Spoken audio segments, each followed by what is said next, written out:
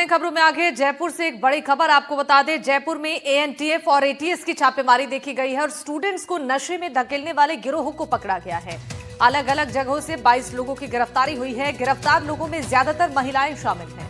35 से ज्यादा ठिकानों पर टीम ने रेड की और स्कूल ड्रेस पहनकर जवानों ने रेड की है। आईजी विकास कुमार ने सुपरविजन में इस कार्रवाई को अंजाम दिया है। 1,93,000 रुपए बरामद किए गए। जयपुर से इस वक्त की बड़ी खबर आप तक पहुंचा रही हैं, जहां जयपुर में एएनटीएफ और एटीएस ने छापेमारी करते हुए एक बड़े गिरोह का पर्दाफाश किया है। स्टूडेंट्स को नशे में धकेलने वाले इस गिरोह को पकड़ा गया है। अलग अलग जगहों से 22 लोगों की गिरफ्तारी मामले में की गई है। गिरफ्तार लोगों में ज्यादा महिलाएं शामिल हैं और 35 से ज्यादा ठिकानों पर ये रेड की गई है। टीम ने स्कूल ड्रेस पहनकर रेड की है। आईजी विकास कुमार के सुपरविजन में ये छापेमारी हुई है। बता दें कि इस छापेमारी के दौरान 1,93,000 रुपए बरामद किए गए हैं। आगे पाली से बड़ी खबर जान लीजिए, जहां जंगली सुअर के हमले की वजह से किसान की मौत हो गई है और खेत में सुअर ने किसान पर हमला किया। खेत में सिंचाई करने के लिए किसान गया था। सुअर के हमले के बाद से इलाके में दहशत का माहौल है। जंगली जानवरों के आतंक से लोगों में डर है। बता दें कि नारलाई क्षेत्र के भाटवाला गांव का ये मामला है। अब कोटपुतली से बड़ी खबर आपको बता दें, जहां बिजली आपूर्ति पर ग्रामीणों ने विरोध जताया है। आपको बता दें कि बिजली की मांग पर ग्रामीणों की नाराजगी सामने आई है। विद्युत उपकेंद्र पहुंचे पानेड़ा गांव के लोग और दिन में बिजली देने की मांग कर रहे हैं। बता दें, बिजली नहीं आने से सिंचाई की परेशानी बढ़ गई है। दिन में नियमित 6 घंटे बिजली की मांग की जा रही है। ग्रामीणों ने बताया कि दिन में 6 घंटे नियमित बिजली की मांग को लेकर पहले भी वो आंदोलन कर चुके हैं।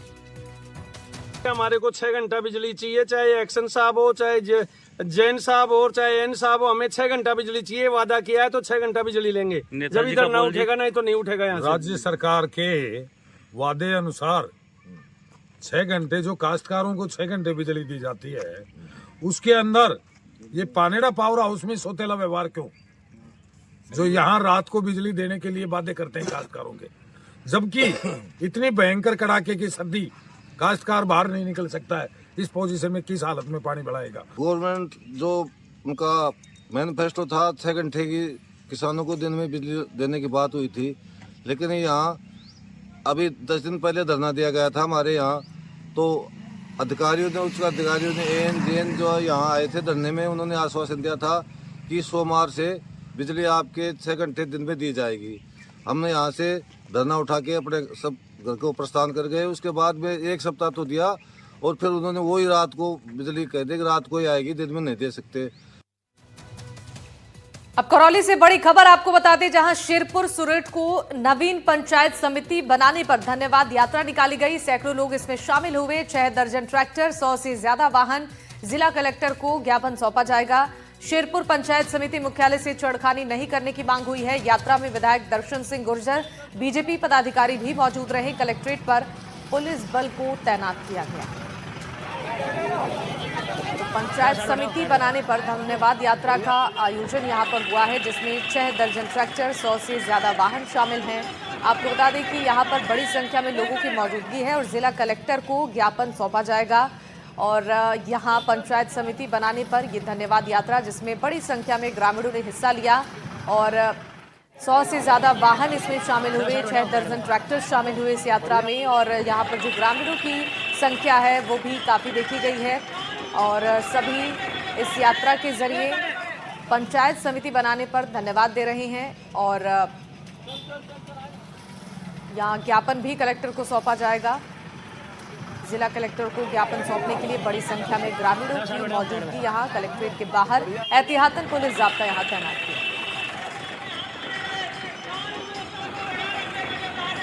सागर हमारे सहयोगी फोन लाइन पर जुड़ चुके हैं इस खबर पर जानकारी देने के लिए। सागर, जिला कलेक्टर को ज्ञापन सौंपने की भी यहां पर बात की जा रही है और धन्यवाद यात्रा निकाली गई है। जरा बताइए, धन्यवाद यात्रा का उद्देश्य क्या है और कितने लोग इसमें शामिल हुए हैं? देखिए, मैं आपको बता दूं, करौली जिले के जो शेरपुर और सूरत को नवीन ग्राम पंचायत इसमें पंचायत समिति से बनाया गया है, इसके मामले को लेकर के शेरपुर से यहाँ पर जो रैली, जो धन्यवाद जो ज्ञापन यात्रा है वहां से शुरू हुई है, जिसमें सैकड़ों लोग इसमें शामिल है, जिसमें 6 दर्जन के करीब ट्रैक्टर, ट्रॉली से ट्रैक्टर वगैरह और इसमें अन्य जो वाहन के द्वारा ये रैली निकाली जा रही है। वहां से निकल करके अब ये कुछ घंटों बाद यहाँ करौली पहुंचेगी, जिसमें यहाँ पर धन्यवाद ज्ञापन यात्रा लेकर के इसमें जिला कलेक्टर को ज्ञापन भी यहाँ प्रेषित किया जाएगा। जी बहुत शुक्रिया सागर तमाम जानकारियों के लिए। आगे हनुमानगढ़ से बड़ी खबर है, जहां संगारिया के मानकसर गांव के पास एक निजी बस पलट गई और बाइक को बचाने के प्रयास में ये बस पलटी है। इस हादसे में 3 लोगों की मौत हो गई है, जबकि 14 लोग घायल हुए हैं। घायलों को अस्पताल पहुंचाया गया। 3 गंभीर घायल को हायर सेंटर रेफर किया गया है। घटनास्थल पर जांच में जुटी सांगरिया पुलिस और घायलों का जिला अस्पताल में इलाज चल रहा है। हनुमानगढ़ में आज उस समय एक भीषण दुर्घटना सामने आई, जब संगरिया की ओर जा रही एक बस बाइक को बचाने के चक्कर में पलट गई। भीषण दुर्घटना के अंदर 3 लोगों की मौके पर ही मौत हो गई, जिसके अंदर एक महिला भी शामिल थी। वहीं दुर्घटना के अंदर गंभीर 14 लोगों को जिला अस्पताल लाया गया, जहां पे गंभीर हालत को देखते हुए 3 लोगों को हायर सेंटर रेफर कर दिया गया। दुर्घटना की सूचना के ऊपर कई थानों का जाब्ता भी जिला अस्पताल पहुंचा। वहीं जिला कलेक्टर और एसपी ने घटनास्थल का मुआयना कर जिला अस्पताल पहुंचे और जो घायल हैं उनसे कुशलक्षेम पूछी। जिला कलेक्टर का कहना है कि जो भी दुर्घटना के अंदर मृतक और घायल है उनके लिए जल्द आर्थिक मुआवजा जो भी मैक्सिमम होगा उसकी व्यवस्था की जाएगी। वहीं हनुमानगढ़ एसपी हरिशंकर का कहना है कि जो दुर्घटना के कारण है, पहले भी इस रोड के ऊपर कई भीषण दुर्घटनाएं हो चुकी है और जो दुर्घटनाएं कारण है उनकी जांच की जाएगी। वहीं जो आसपास के जो सीसीटीवी है वो भी खंगाले जा रहे हैं, ताकि जो दुर्घटना के जो असली कारण है वो जल्द सामने आ सके। अब देखना ही होगा कि जिस तरह से ये दुर्घटना हुई है आगे क्या कुछ इंतजाम हो पाते हैं, ताकि ऐसी घटनाओं की दोबारा से पुनरावृत्ति ना हो। एनडीटीवी के लिए मनीष शर्मा, हनुमानगढ़। अनफॉर्चुनेट एक्सीडेंट हुआ है ये मानकसर और नगराना के पास में पुल से निकलते ही। इसमें 13 लोग घायल हैं, 3 की अनफॉर्चुनेट डेथ हुई है और उनका जो इलाज है पीएमओ साहब की देखरेख में चल रहा है। जो प्राइमरी फेसी जो रीजन रहा है वो बाइक को बचाने के चक्कर में ड्राइवर के द्वारा बचाने का प्रयास किया, फिर साथ में एक पोल था उससे टकराया और उससे फिर पलट गई गाड़ी। मौका मेरे और कलेक्टर साहब के द्वारा देख लिया गया है और जो संबंधित जो कार्रवाई है वो की जाएगी। बस जो है वो नगराना से की साइड से में पलट गई थी। उसके अंदर अभी प्राप्त सूचना है उसके अकॉर्डिंग 13 लोग घायल हुए हैं और उसमें 3 लोगों की अनफॉर्चुनेटली डेथ हो गई। यहाँ से अभी 3 लोगों को बीकानेर के लिए रेफर कराया जा रहा है और हमारे पीएमओ साहब की देखरेख में पूरी टीम बेस्ट को पॉसिबल ट्रीटमेंट दे रही है। बीकानेर भी कोऑर्डिनेट करके उनको मैक्सिमम क्या अच्छा ट्रीटमेंट दिलाया जाए उसका प्रयास करेंगे। और यहाँ रुकेंगे एक बहुत छोटे से ब्रेक के लिए। आप देखते रहिए एनडीटीवी राजस्थान। नमस्कार।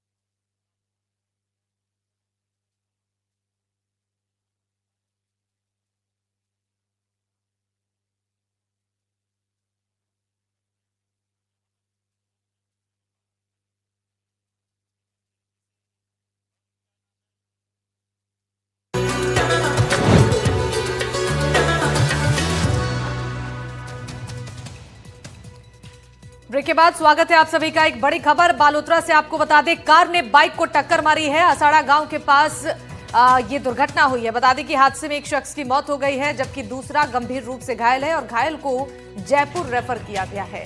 कार चालक मौके से फरार हो गया है। पुलिस ने दोनों वाहनों को जब्त कर लिया।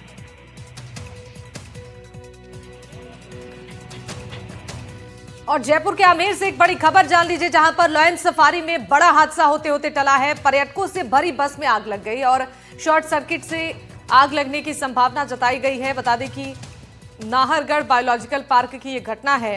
रेस्क्यू से सैलानियों की जान बचाई गई।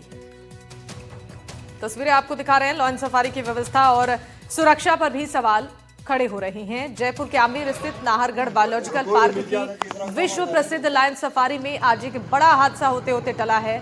बताया जा रहा है कि सैलानियों से भरी एक बस में अचानक शॉर्ट सर्किट से आग लग गई और आग इतनी भीषण थी कि दूर दूर तक लपटें साफ नजर आ रही थी। ये घटना उस समय हुई जब सफारी में शामिल लगभग 30 पर्यटक जंगल की सैर करने के लिए जा रहे थे। तभी अचानक से वन विभाग की लायन सफारी करवा रही गाड़ी में शॉर्ट सर्किट की वजह से आग लग गई। आग लगने से पर्यटकों में अफरा तफरी मच गई। पर्यटक अपनी जान बचाने के लिए गाड़ी से निकलते नजर आए। वन विभाग की सतर्कता और त्वरित कार्रवाई से सभी सैलानियों को सुरक्षित निकाला गया। बताया जा रहा है कि नाहरगढ़ बायोलॉजिकल पार्क में लगातार हादसे हो रहे हैं, जिससे प्रशासन पर अब सवाल खड़े हैं।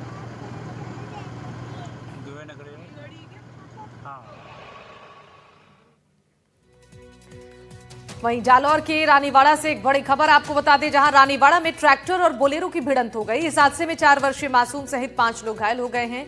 एक घायल को गुजरात रेफर किया गया है। सूचना मिलते ही पुलिस की टीम मौके पर पहुंची और घटनास्थल का निरीक्षण किया।